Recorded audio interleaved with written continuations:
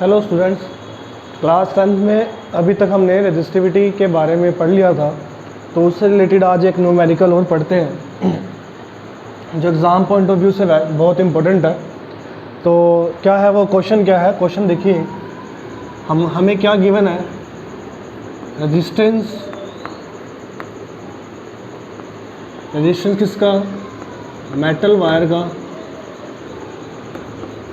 जिसकी लेंथ है having length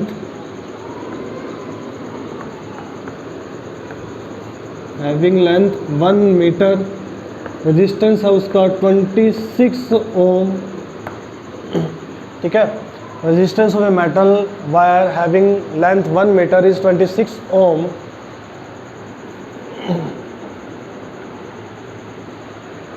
and diameter of the wire is 0.3 millimeter। तो निकालना क्या है, what is the resistivity, what is the